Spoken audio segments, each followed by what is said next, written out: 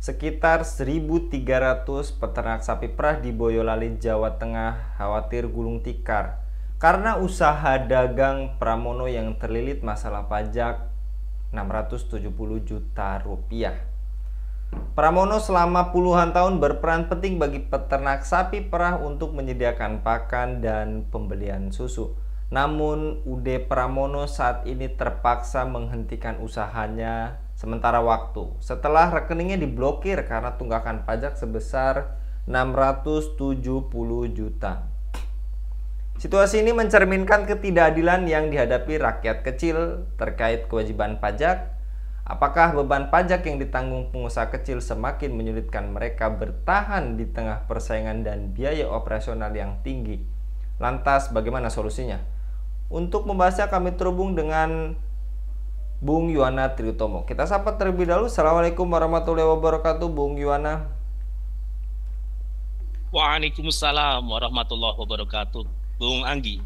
Ya. Baik Bung Yona, terkait kebijakan pajak yang saat ini tidak mempertimbangkan kapasitas usaha kecil yang masih berjuang bertahan hidup di tengah persaingan dan biaya operasional tinggi. Apakah demikian? Dan apakah pemerintah seolah menutup mata atas penderitaan rakyat sehingga ketika memutuskan kebijakan seringkali tidak berpihak kepada kepentingan masyarakat luas, Bung?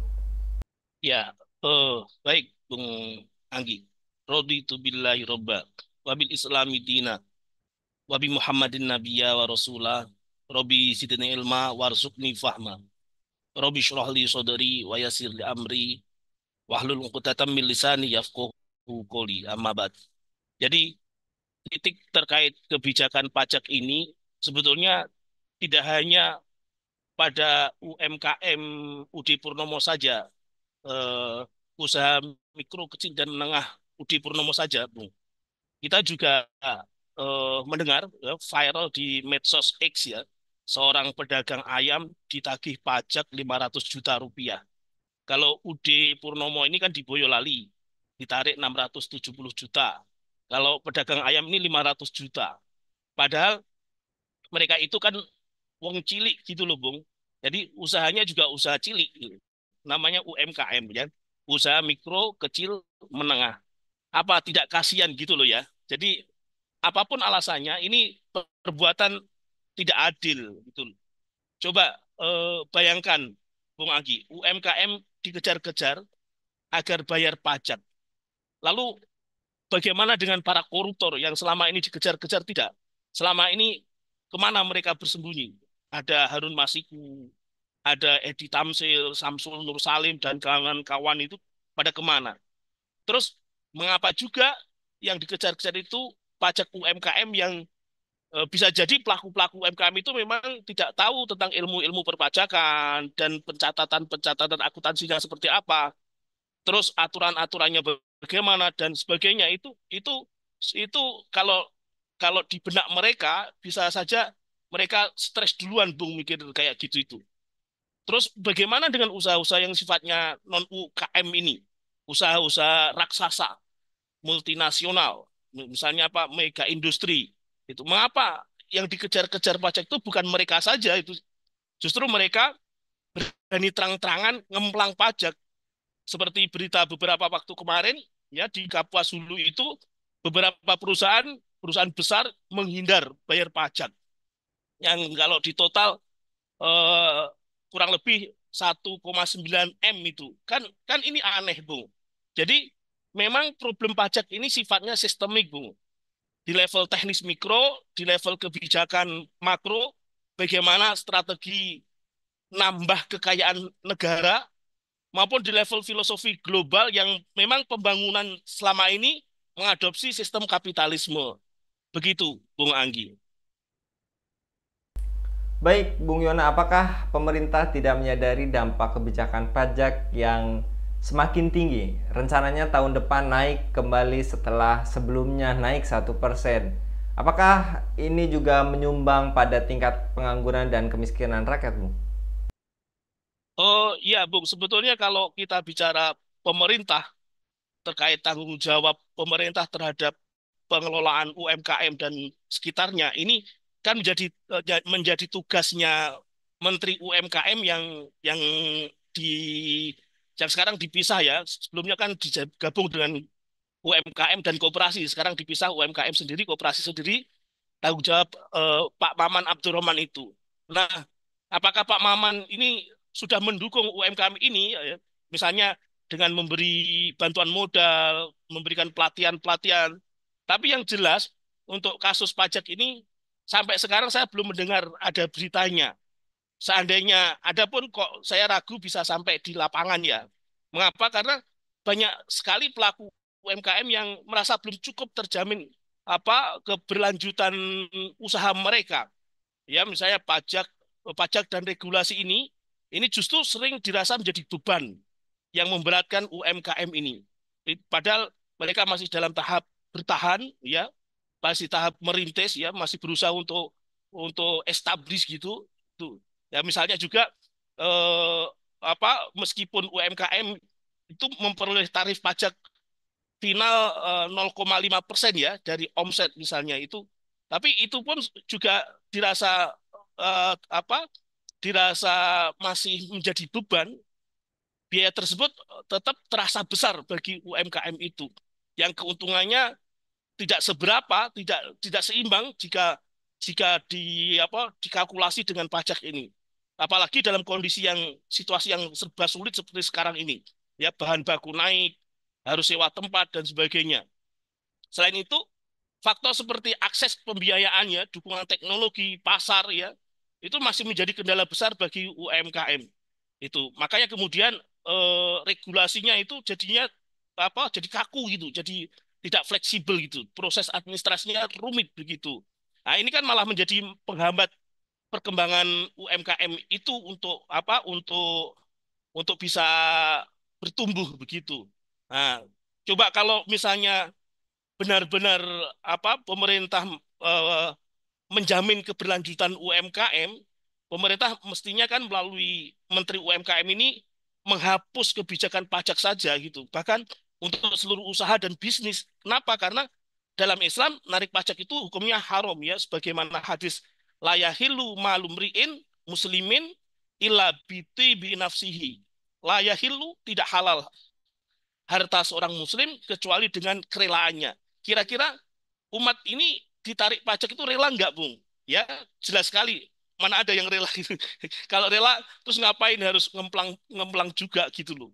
Jadi pastinya mereka menyadari sebetulnya, ya, pemerintah dalam hal ini Kementerian UMKM itu menyadari bahwa ini pasti akan menjadi beban bagi masyarakat, apalagi di tengah-tengah tingkat pengangguran dan kemiskinan rakyat yang terus meningkat ini, hanya hanya saja karena terjebak oleh kapitalisme ini sajalah kemudian kesadaran ini menjadi tumpul dan berakibat curang atau berlaku tidak adil tadi. Ya, coba misalnya bayangkan Bung Anggi ya, ada berita kalau Pak Ruslani, ya, Menteri Investasi, ya, merangkap BKPM itu beberapa hari kemarin itu bilang tentang pembebasan pajak korporasi atau tax holiday. Ini kan menyakitkan betul bagi masyarakat kecil ya. Pengusaha dikasih tax holiday, dikasih libur pajak, sementara rakyat kecil setiap hari dikejar-kejar pajak. Kalau pengusaha besar itu tax holiday, kalau rakyat kecil tax every day begitu. Kan naudzubillah min dzalik, ini kan astagfirullahaladzim, kan aneh sekali ini. Jadi memang menjadi pertanyaan besar kepada pemerintah selama ini ada rencana untuk menghilangkan ketergantungan terhadap pajak apa tidak, itu pertanyaan besar yang memang harus menjadi evaluasi kita semuanya. Selama menurut saya, jadi selama pembangunan kita itu masih menggunakan paradigma kapitalisme, kok sepertinya jauh panggang dari api, Bung Anggi. Berharap pembangunan ini bebas dari pajak gitu. Begitu, Bung Anggi. Apakah menurut catatan Anda, pemerintah tidak memiliki rencana jangka panjang untuk menghilangkan ketergantungan penerimaan negara pada pajak? Kalau tadi Anda sampaikan pengusaha tax holiday, rakyat tax everyday. Iya, Bung. Jadi tadi sudah saya singgung ya. Jadi pemerintah ini kan menjalankan program pembangunan berbasis sistem ekonomi kapitalisme. Jadi tentu saja mereka tidak punya atau bahkan tidak tahu ya tentang alternatif lain pembiayaan pembangunan kecuali dari pajak ini. Ya, ada sih utang atau yang berkedok investasi itu, tapi ini kan paradigmanya sama dengan paradigma masih menggunakan paradigma kapitalisme.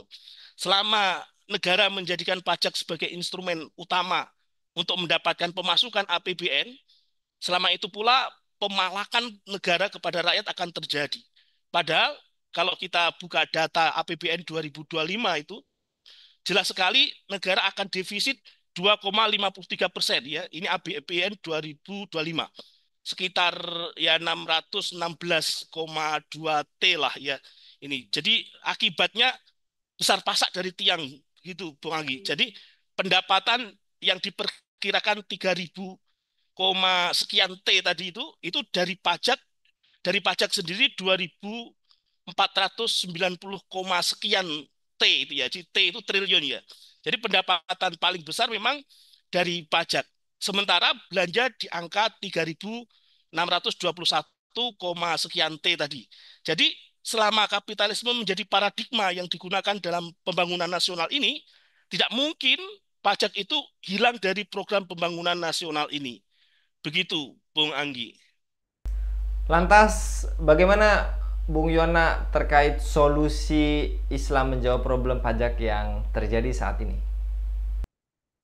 Ya, jadi memang pungutan pajak itu jelas sekali sebagai bentuk pemalakannya, sebagai bentuk kezaliman dan Islam melarangnya. Selain hadis tadi sudah saya sampaikan, ada juga hadis yang lain, la yadkhulul jannata sahibu maksin. Tidak akan masuk surga orang-orang yang memungut maksin. Jadi maksin ini, redaksi ini bentuknya isim nakiroh, isim yang menunjukkan keumumannya. Jadi pajak dalam jenis apapun itu dilarang. Baik berupa cukai, pajak bumi bangunan, pajak nilai penjualan, PPh, dan lain sebagainya. Semua bentuk pajak dilarang. Ya. Lalu muncul pertanyaan, terus dari mana biaya proyek pembangunan nasional? Nah, disinilah kemudian ekonomi Islam menjawab bahwa proyek-proyek yang wajib dikuasai oleh negara itu adalah proyek-proyek strategis. Jadi biasanya proyek-proyek strategis itu ada di sektor publik.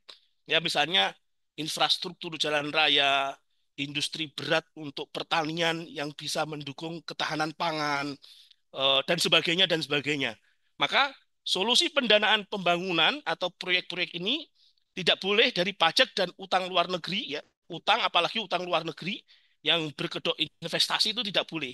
Melainkan bisa dari sumber daya alam yang menjadi kepemilikan umum, yang menjadi al-milkiyatul ammah, yang dikelola oleh negara.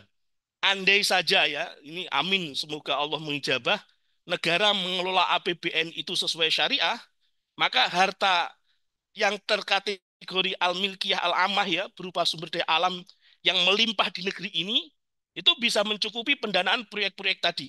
Misal saja ya, kalau kita lihat dari sektor pertambangan ya, paling tidak saya ada catatan itu batu bara ya. Indonesia itu memiliki jumlah cadangan hingga 37,6 miliar ton dan dari batu bara ini memiliki potensi pendapatan sebesar 167.840 572 triliun. Jadi ini baru dari batu bara saja. Belum dari misal gas alam. Terus dari emas. Emas itu pendapatan per tahun bisa 63 triliun rupiah. Terus kemudian dari nikel dan lain sebagainya. Jadi dengan menerapkan syariat Islam, negara tidak perlu memungut pajak dari rakyat. Sehingga rakyat bisa bahagia, pengusaha pun juga bisa bahagia, dan tentunya penguasa, pemerintah menjalankan menjalankan roda pemerintahnya itu bisa dengan adil, dan pemerintah yang adil itu tentu dirindukan surga. Begitu Bung Anggi. Wallahu a'lam bishawab. Baik, Masya Allah, Bung Yuwana untuk pemaparannya pada kabar petang kali ini. Jadi pemerintahan yang sekarang sedang mengelola keuangan negara, wajib dengar yang dikatakan oleh Bung Yuwana Triutomo. Jazakallah sekali lagi Bung Yuwana. Mudah-mudahan Bung Yuwana senantiasa dilindungi oleh Allah Subhanahu wa taala dalam setiap aktivitasnya. Demikian pemirsa Ilhava News, dukung dengan subscribe, share, dan like. Semoga menjadi kebaikan bagi kita semua di dunia dan di akhirat. Saya Anggi Suara diundur diri. Wassalamualaikum warahmatullahi wabarakatuh.